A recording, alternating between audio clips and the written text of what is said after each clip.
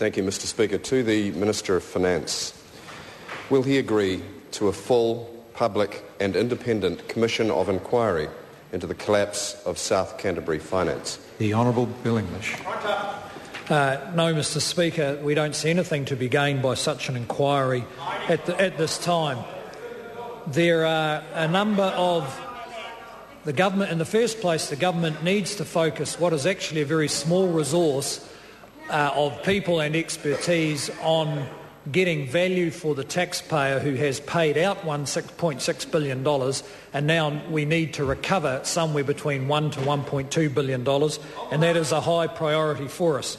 Secondly, should any issues arise around fault or cause or responsibility for what's gone on with South Canterbury Finance, there are any number of regulatory agencies who could investigate those questions.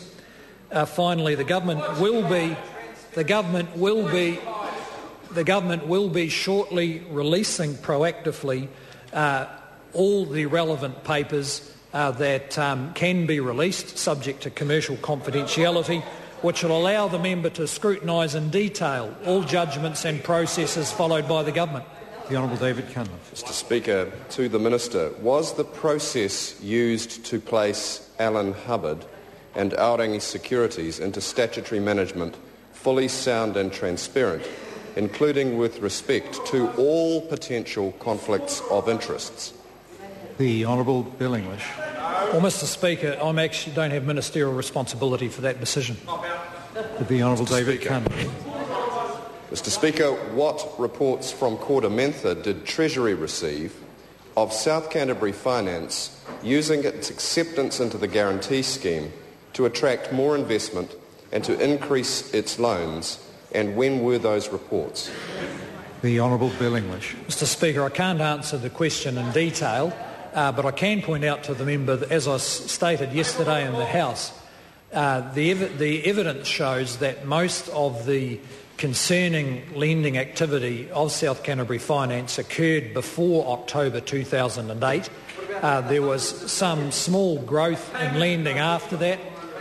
Finance companies had to pay a fee for any growth in lending, and both the Labor government who put the guarantee in place and the National Party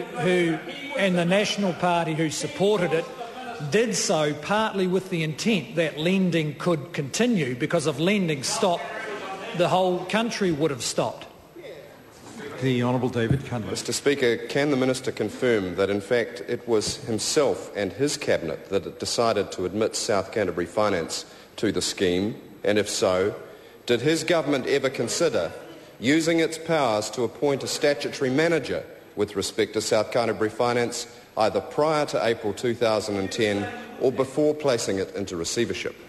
The Honourable Bill English. Well, Mr. Speaker, the member will know that the way the delegation of the guarantee worked, that in fact Cabinet did not make decisions about who went into it.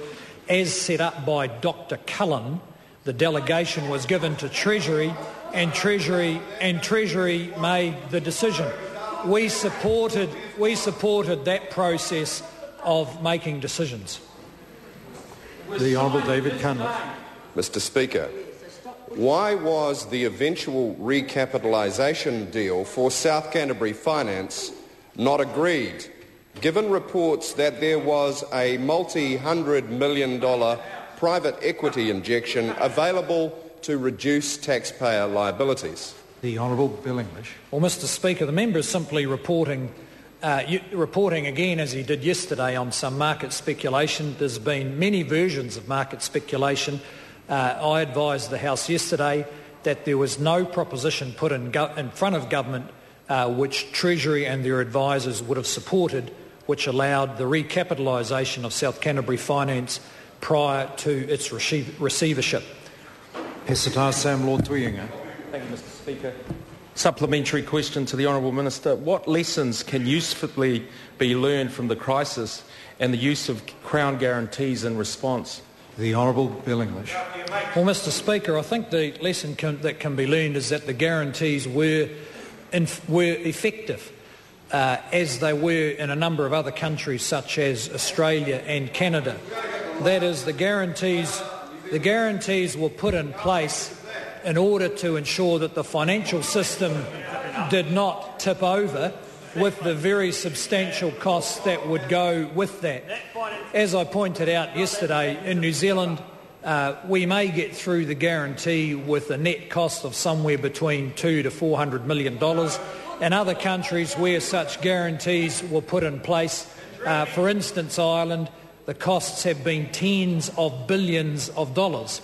And in New Zealand's case, we should be pleased that there's been a relatively low cost so far in enabling us to maintain a financial system through the global financial crisis.